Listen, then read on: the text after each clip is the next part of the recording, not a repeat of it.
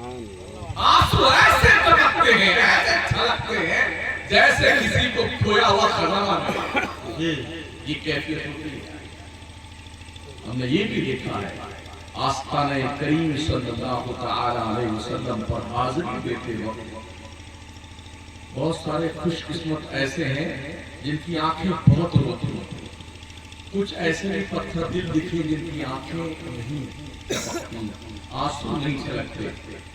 ایک دو بار ہمارے ساتھ بھی ایسے ہوا کہ میں سمجھتا تھا یا میں کتنا بیکار آدمی ہوں، میری آنکھوں سے آنسو کیوں نہیں گرتے؟ یہاں کوئی روئے تو ہر جگہ ایسا خیال سے کیا بات ہوئی، کچھ بات ہو رہی کیوں رو رہے ایسا؟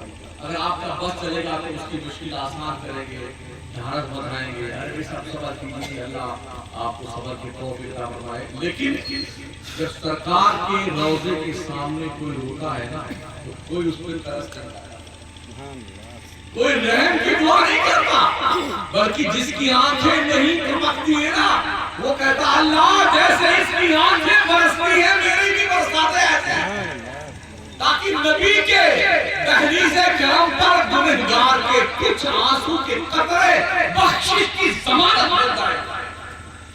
اس طرح کبھی جنتی پیاری میں، کبھی آستانہ کرم پر، کبھی کیسے جھک جھک کر جالی شریف میں دیکھتا ہے حضور کا مزار مبارک نظر، یہ کیفیت ہوتی ہے۔ تو حضور کا در وہ در ہے جہاں پر رونے سے بھی عزت میں چار چاند رکھتا ہے۔ تو ایک بڑا مبارک سفر ہے کہ حاجی صاحب تشریف لے جا رہے ہیں، اللہ ان کے حج کو آسان فرمائے۔ آمین۔ حج عمرہ آسان نہیں ہوتا، مشکل کام، 5 دن بہت مشکل کے ہوتے ہیں، اسی لیے حج کی دعا، عمرے کی دعا میں یہ دعا مانگی جاتی ہے، اللہم انی ارید العمرہ فیسرھا لی وتقبلھا منی۔ اللہ میں نے عمرہ کا ارادہ کیا، اس کو میرے لیے آسان کرو۔ اللہ سے آسانی کی دعا مانگے اور اس کو میری طرف سے قبول کروا لے۔ اللہم انی ارید الحج فیسرھا لی وتقبلھا منی۔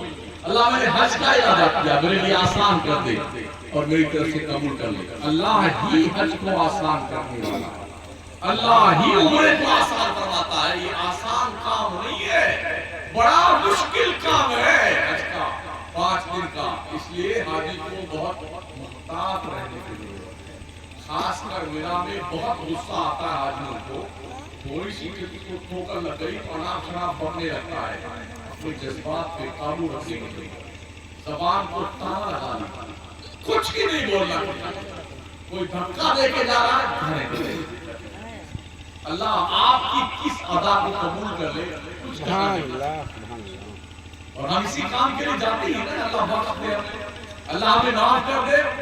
یہ بھی آخری بات آپ سن لیں، یہ ضروری نہیں ہے کہ کسی کا حج قبول کر لے، یہ اس کی مرضی کی بات ہے، جس کا چاہے قبول کر لے، جس کا چاہے قبول نہ کرے۔ ایک واقعہ ایسا بھی آیا تھا کہ ایک بزرگ فرماتے ہیں میں نے خواب دیکھا تو اللہ فرماتا کہ اس سال میں نے کسی کا حج قبول نہیں کیا، اتنے لاکھ لوگوں نے حج کیا، میں نے کسی کا قبول نہیں کیا، مگر ایک شخص کا حج میں نے قبول کر لیا ہے، اور اسی ایک شخص کے صدقے میں میں نے سارے حاجیوں کا حج قبول کیا۔ تو اس لیے کبھی کسی کو اس سرزمین پر اس کے ساتھ دھکا مکی کرنا، کچھ اناپ شناپ وقت دینا یا اس کے دھکا دینے کے گالی، اس سب زبانوں کو تالے لگا کے رکھے ہوئے ہوتے ہیں۔ جتنا ہو سکے توبہ، استغفار، درود، کلمہ، اللہ سے معافی مانگنا، سب گاؤں کے لیے معافی مانگنا، اپنے ملک کی فلاح و بہبود کے لیے، ملک میں امن و شانتی کے لیے، پوری دنیا کی مسلمانوں کے فلاح و بہبود کے لیے، بیماروں کی شفا کے لیے، اولاد کی بخشش کے لیے، خاندان کے لوگوں کی بخشش کے لیے مانگیے نا دعا، اللہ تو قبول کرنے کا وعدہ ہے۔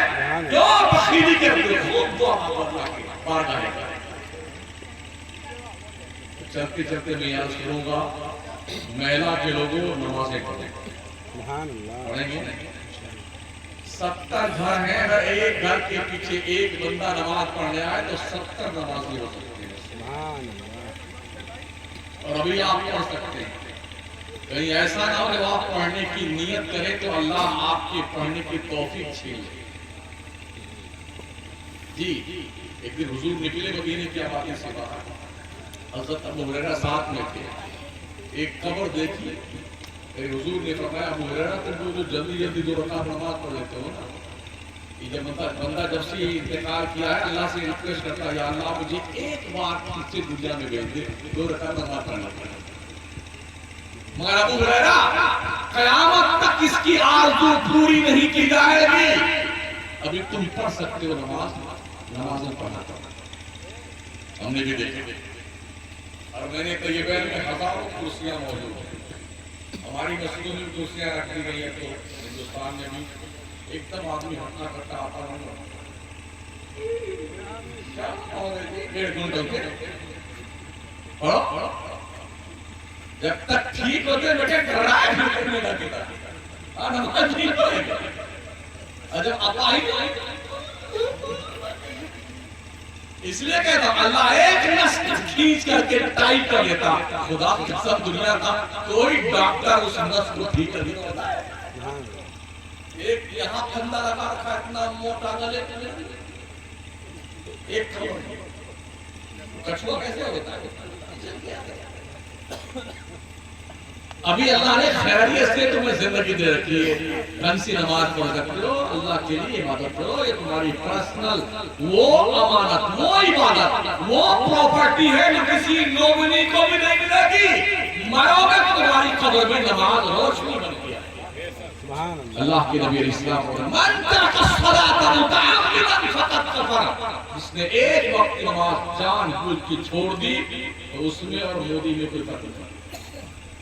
اس میں اور کافر میں کوئی فرق نہیں ہے. اس نے کافر جیسا کام کیا. ایک مسلمان اور ایک کافر کے بیچ میں فرق صرف نماز کا. داڑھی کا نہیں. ہم سے بڑی داڑھیاں ہوتی ہیں 2 میٹر کی ہوتی ہے. کرتا پجامہ ہم سے اچھا پہنتے ہیں. ٹوپی ہم سے بڑی لگاتے ہیں. ہم سے زیادہ گوشت کھاتے ہیں. مسلمان کسے کہتے ہیں؟ مسلمان اس کو کہتے ہیں جو خدا رسول کے سامنے سرنڈر ہو جائے. ہاں اس کو مسلمان. اس لیے ابھی وقت ہے. ابھی آپ کی نہ کمر ٹیڑھی ہوئی ہے نہ نس کھینچی گئی ہے. ٹھیک ٹھاک ہو تو ابھی نماز پڑھ لو. اور جب تم اس طرح ہو جاؤ گے تو تم پھر اللہ یاد آئے گا.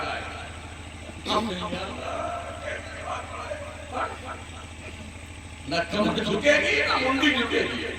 ایسے یہ رکوع ہے، یہ سجدہ ہے.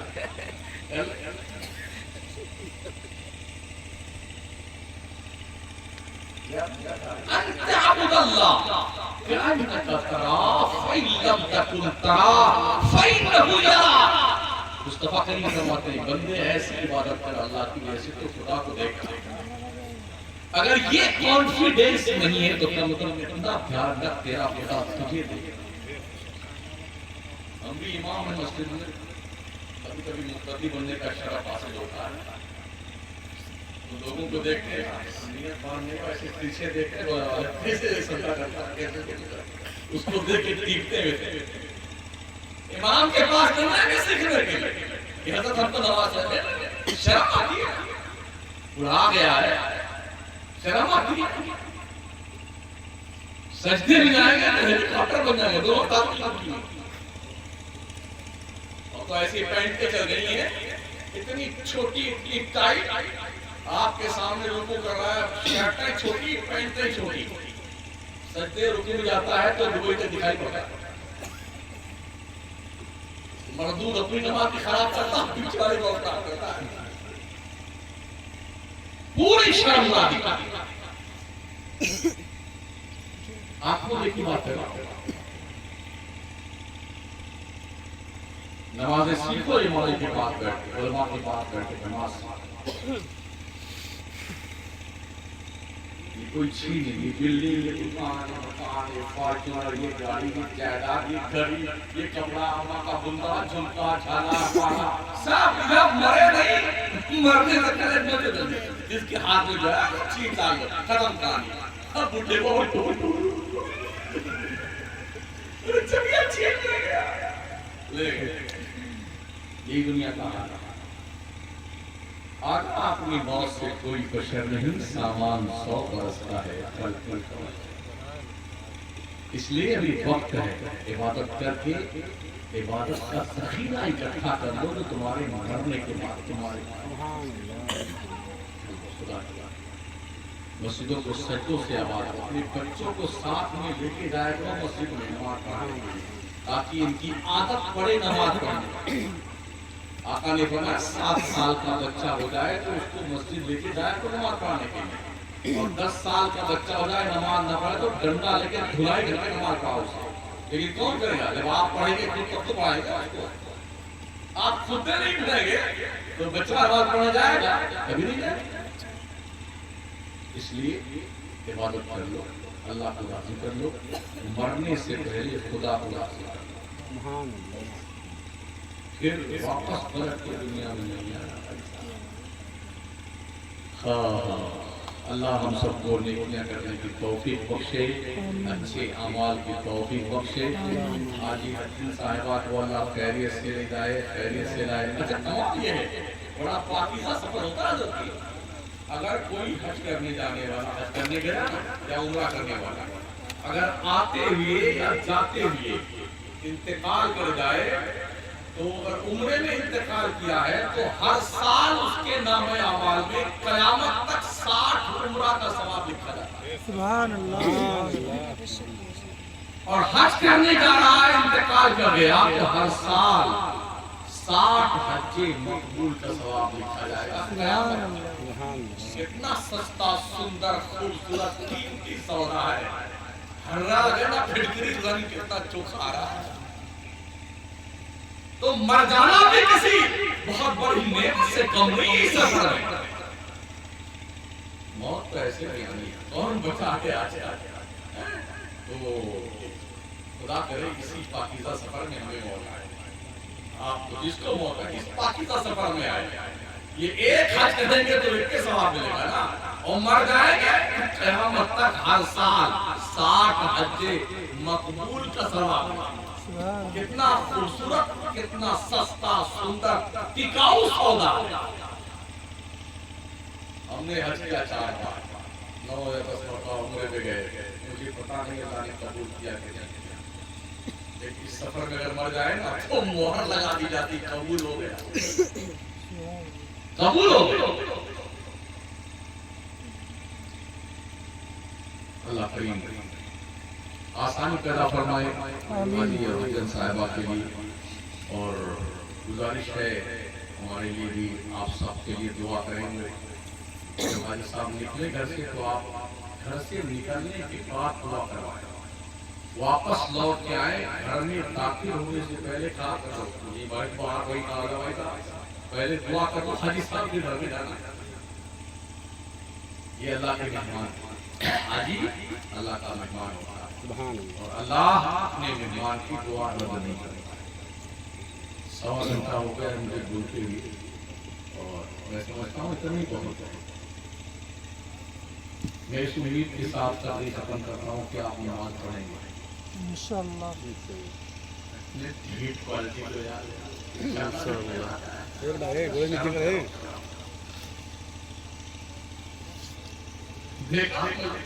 نیت ماننے کے بعد امام صاحب کو ہوتا دیکھتے دیکھتے تو سامنے کی دیوار دیکھتے، پنکھا بھی دیکھتے۔ جب کوئی بندہ آج نماز میں ادھر دیکھتا ہے تو اللہ کہتا ہے مجھے کیا اس سے بھی خوبصورت تجھے کوئی دکھائی پڑتا ہے؟ کہاں دیکھتے؟ بندگی میری کر رہا ہے، دیکھتے رہا۔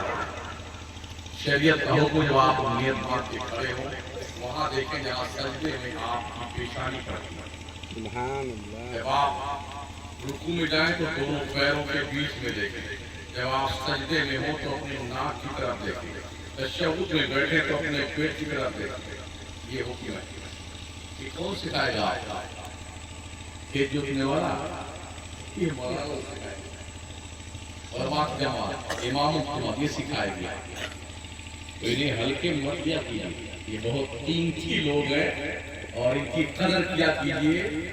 مر جاؤ تمہارے بخشی کی دعا یہ کریں، نکاح ہونے لگے تو نکاح یہ پڑھائیں، کلمہ یہ پڑھائیں، اذان یہ دیں، سارا کام یہ کریں، اور ادھر کام تو مولانا کرتا ہے۔ مگر گانا کیا ہوتا ہے؟ ایک جگہ نکاح پڑھائے بندے نے، کیا ہوا؟ 1000 روپیہ میرا نکاح کا۔ کہاں حدیث شریف میں لکھا ہوا ہے؟ بتا کہاں لکھا ہوا 1000 دینا چاہیے نکاح کا؟ میں نے کہا یہ جو پیلے تم بیٹی بنوا کے لے کے آئے ہو 40,000 کا، یہ حدیث شریف میں لکھا ہوا ہے؟ چپ چاپ دے شراب کا حدیث شریف اصلی کام کون کر رہا ہے نا؟ جو چیز حرام کی اس کو تیرے لیے حلال کیا ہے نا، نکاح پڑھا کر کے اس کو 1000 دینے کے لیے تو حدیث ڈھونڈتا ہے، اور 30,000 کا ڈی جے ہجڑے میں چلائے تم نے 25,000 کے، تمہیں گھر میں لگایا، سجاوٹ کیا۔ ابھی میں آ رہا تھا آپ کے یہاں آ رہا تھا تو بیچ میں ایک گاؤں پڑا تھا، اس گاؤں میں عورتیں، لڑکیاں، جوان مرد سب کے سب پیلے پیلے کپڑے، جیسے برسات کے مہینے میں تو پیلے پیلے میں لگا نہیں کرتے، ابھی سارے پیلے پیلے پیلیا ہوگا نا، ڈھول بجا رہے ہیں، ہارمونیم کا بجا رہا ہے، چونچا، اور ساری نوجوان کے مسلمان بے شرم، بے حیا، بے غیرت، تمہیں ہو کیا گیا؟ تمہیں اپنے بچوں کی عزت و آبرو بھی عزیز نہیں ہے؟ بے پردگی کے ساتھ روڈ پر باضابطہ طور پر نمائش کرتے ہوئے مسلمان تھے وہ، آج کی بات نہیں کر رہا ہوں۔ تو مجھے یہ یاد آیا کہ جو ہلدی ولدی والی رسم ہوتی نا، اس رات میں ایک نئی بدعت سیاح چل رہی ہے، بدعت سیاح خبیثہ، جتنی عورتیں جتنی مرد سب پیلے پیلے کپڑے پہنے بیٹھے۔ جب حضرت ملک الموت تشریف لائے گا تب تیری ایسی ایسی قبر میں جائے بہت دھنائی آگ پہن پیلے کپڑے، بھاگنے کا راستہ بھی قبر میں نہیں رہتا، ایسا پیک کرتے نا پورا 1.5 باڈی ناپ کر کے، اوپر سے لکڑی موٹی موٹی لگا کے، گیلی مٹی کر کے ایسا کھلا ہوگا پیک اب بال کا وہ دردن دیکھ کر اللہ کے نبی فرماتے ہیں گنہگار مردے کو جب منکر نکیر درست مارتا ہے تو 70 گز زمین میں پھنس جاتا ہے۔ اس لیے ساتھیوں بہت لمیٹڈ عمر ہے، کسی کو پتا نہیں کس گلی میں، کس میدان میں، کس جگہ پہ ملک الموت ملاقات کرنے آتا ہے۔ جناب بھائی اور پھر آپ کچھ نہیں کر سکتے سوائے جانے کے۔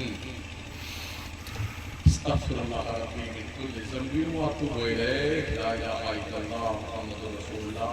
پکا مسلمان بنیے، نماز پڑھیے، چغلی مت کیجیے، غیبتیں مت کریں۔ نئے بھائی بہنیں سن رہی ان سے بھی گزارش ہے، آپ مرغی چرانے کے لیے نہیں پیدا کی گئی، آپ بکری کا دودھ نکالنے کے لیے پیدا کی گئی، کنڈا باندھنے کے لیے نہیں پیدا کی گئی، آپ کو بھی اللہ نے عبادت کے لیے پیدا کیا ہے۔ نمازیں پڑھیے، گھر میں ماں نماز پڑھے، بہن پڑھے، بیٹیاں پڑھیں، باپ پڑھے، بھائی پڑھے، سب پڑھے۔ ایسے گھر میں جب بچہ آنکھ کھولے گا اپنے باپ کو سجدہ میں دیکھے گا، ماں کو عبادت کرتا دیکھے گا، بہن کو قرآن پڑھتا دیکھے گا، بھائی کو وضو کرتا دیکھے گا، تو ننھا بچہ بھی حوصلہ پیدا کر مجھے بھی ایسا کرنا ہے۔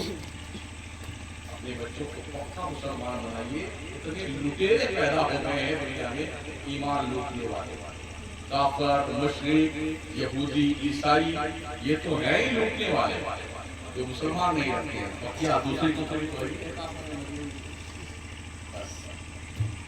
السلام علیکم۔